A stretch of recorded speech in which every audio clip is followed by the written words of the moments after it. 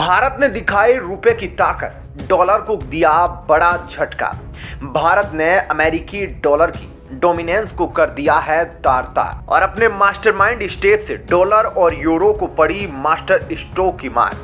और ऐसे में भारत ने दिखा दिया है कि वह किसी की भी मनमानी नहीं सहने वाला है और ना ही किसी की आपसी दुश्मनी का शिकार बनने वाला है, बल्कि भारत वह करेगा जिसमें देश की भलाई होगी, चाहे फिर उसके लिए भारत को कितना ही बड़ा रिस्क क्यों ना लेना पड़े। ऐसे में भारत कैसे एक करेंसी की डोमिनेंट झेल सकता है और कैसे एक करेंसी के आगे अपना सर झुका सकता है। तो दोस्तों, आपको बता दें कि आखिर भारत ने ऐसा क्या किया है जिससे डॉलर की नींव हिल गई है। दोस्तों, आपको बता दें कि दुनिया में जितना भी इंटरनेशनल ट्रेड होता है उसका 85% सिर्फ पर डॉलर के जरिए होता है।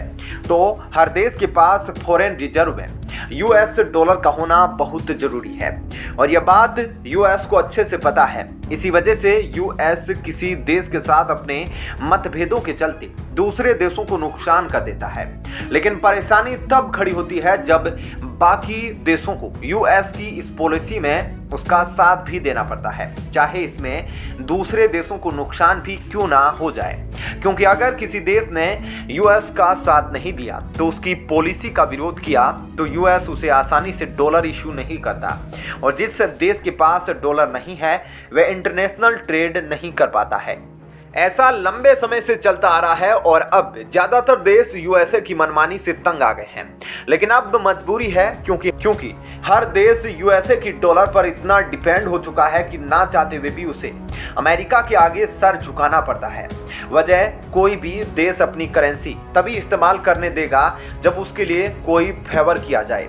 ऐसे में मान लीजिए अगर भारत को डॉलर की जरूरत है तो अमेरिका उसे डॉलर तभी इशू करेगा जब भारत उसकी रेगुलरिटी पॉलिसी को फॉलो करेगा।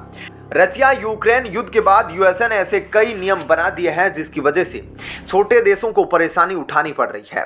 अब रशिया के साथ ट्रेड करना मुश्किल हो चुका है और जैसा कि हमने आपको पहले भी बताया था कि यूएसए ने रूस पर प्राइस टैग लगा दिया है कि वह अपने तेल के बैरल को $60 प्रति बैरल के दाम से ज़्यादा नहीं बेच सकता। ऐसे में अगर यूएसए की बात नहीं मानी तो भी कई देशों को परेशानी खड़ी हो सकती है। ऐसे में आप यह जान गए होंगे कि डॉलर की डोमिनेंस की वजह से ही सभी देशों को यूएसए के रास्ते पर ही चलना पड़ता है, लेकिन भारत ने अब इसके खिलाफ एक बड़ा कदम उठा लिया है। भारत के सेंट्रल बैंक एसबीआई ने अब सभी देशों को इंटरनेशनल ट्रेड सेटलमेंट अलाउंस कर दिए हैं, यानी कि अब अगर कोई भी देश चाहे तो वह इंडिया के साथ रुपए में भी ट्रेड कर सकता है। भारत अपनी पेमेंट रुपए में रिसीव कर सकता है, यह भारत ने अनाउंस कर दिया है। दोस्तों, भारत ने एक कदम पहले ही उठा लिया था और अब हफ्ते बाद भारत और रूस के बीच ट्रेड सेटलमेंट होने वाला है, मगर इस बार यह यूरो में नहीं बल्कि रुपए में होने वाली है। इंडिया ने रशिया के साथ ट्रेड करने के लिए भारत के कुछ बड़े बैंकों के स्पेशल वोस्ट्रो रुपी अकाउंट ओपन किए हैं और इसी अकाउंट के जरिए पेमेंट साइकिल पूरी की जाएगी। दोस्तों, यह सिर्फ शुरुआत है। इंटरनेशनल मार्केट में कुछ गिनी चुनी करेंसी जैसे कि डॉलर, यूरो आदि पर अपनी डिपेंडेंसी खत्म करने के लिए यह सिर्फ शुरुआत है। और दोस्तों, भारत ने सिर्फ रुपए में ही कॉन्ट्रैक्ट नहीं किया है रुपए में ट्रेड करने के लिए, बल्कि और भी कई कंट्रीज से भारत ने कॉन्ट्रैक्ट किया है जिसके साथ वह रुपए में ट्रेड करेगा। और खासकर इसमें ऐसी कंट्रीज शामिल है जो यूएसए के दबाव की वजह से रूस के साथ ट्रेड नहीं कर पा रही है। दोस्तों, ऐसे में इस खबर के बारे में आपकी क्या राय है, हमें कमेंट करके जरूर बताएं और साथ ही इस वीडियो को ज्यादा से ज्यादा लाइक और शेयर जरूर करें। दोस्तों, क्या आप जानते हैं कि कौन है वो एनकाउंटर स्पेशलिस्ट जिनके नाम पर 100 से भी ज्यादा एनकाउंटर दर्ज है? हम बात कर रहे हैं आईपीएस अजय पाल की, जिनको लोग दबंग आईपीएस और सिंघम के नाम से बुलाते हैं। तो चलिए आज हम आपको इस वीडियो में उनके बारे में डिटेल से बताते हैं, इसलिए वीडियो को अंत तक जरूर देखिएगा।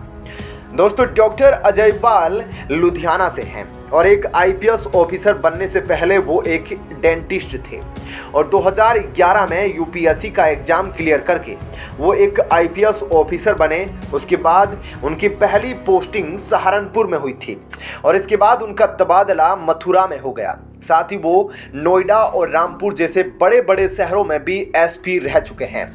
अपनी ड्यूटी के दौरान वे खासकर एनकाउंटर स्पेशलिस्ट के नाम से जाने जाते हैं। क्योंकि ये कई अपराधियों का एनकाउंटर कर चुके हैं। शामली डिस्ट्रिक्ट के एसपी होने के दौरान भी उन्होंने काफी सारे एनकाउंटर किए थे, इसलिए इनके बारे में यह कहा जाता है कि इनको जहां का भी एसपी बनाया जाता है वहां के अपराधी इनके डर से अपने आप को गायब कर लेते हैं, क्योंकि ये अब तक 100 से भी ज्यादा एनकाउंटर कर चुके हैं, जिसमें ये 60,000 के इनामी अपराधी नौशाद और 12,000 के इनामी अपराधी सरवर को एनकाउंटर में मार चुके हैं।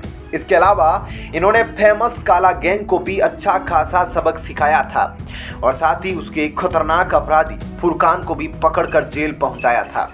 ऐसे खतरनाक अपराधियों का एनकाउंटर करने के बाद लोग उनके इतने दीवाने हो गए थे कि उन्होंने इस आईपीएस को घोड़े की बग्गी पर बिठाकर बैंड बाजों के साथ घुमाकर इनका शुक्रिया अदा किया था।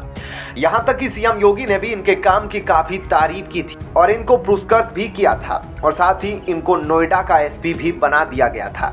लेकिन नोएडा के एसपी रहने के दौरान ये उस समय विवादों में फंस गए जब एक लड़की ने इन पर यौन शोषण जैसा गंभीर आरोप लगा दिया था और साथ ही उसने खुद को अजयपाल की पत्नी भी बताया था। हालांकि इस बात को लेकर अभी भी कोर्ट में अजयपाल के खिलाफ मुकदमा चल रहा है और वो महिला अभी जेल में है। रामपुर शहर में भी अपनी ड्यूटी के दौरान अजयपाल को उस वक्त लोगों की काफी तारीफ मिली जब उन्होंने 6 साल की बच्ची का बलात्कार और मर्डर करने वाले अपराधी नाजिल को एनकाउंटर में गिरफ्तार कर लिया था। बता दें कि उस समय उस अपराधी को पकड़ने के लिए अजयपाल ने उसके पैर पर 3 गोलियां मारकर उसको अरेस्ट किया था, जिसके बाद सब उनके काम से काफी खुश हुए थे और वहां रहने वाले लोग उनको सिंघम बुलाने लगे। इसके अलावा रामपुर में वे आजम खान के ऊपर भी कड़ी कार्रवाई करने की वजह से काफी चर्चा में रह चुके हैं, लेकिन उनका नाम सिर्फ अच्छे काम के लिए ही नहीं जाना गया बल्कि वो अक्सर विवादों में भी घिरे हैं। यहाँ तक कि उन पर भ्रष्टाचार जैसे गंभीर आरोप भी लगे और उनको पद से हटा दिया गया। जी हाँ, नोएडा में अपनी ड्यूटी के दौरान एक कॉल सेंटर के मालिक ने उन पर 80 लाख की रिश्वत लेने का आरोप लगाया। इसके अलावा भी कई सारे भ्रष्टाचार से जुड़े मामलों में उनका नाम सामने आया है और जब सरकार ने उनके खिलाफ इंक्वायरी की तो उनको अजयपाल के खिलाफ भ्रष्टाचार करने के सबूत भी मिले, जिसके बाद उनके खिलाफ एफआईआर दर्ज की गई और साथ ही उनको नोएडा एसपी पद से भी हटा दिया गया।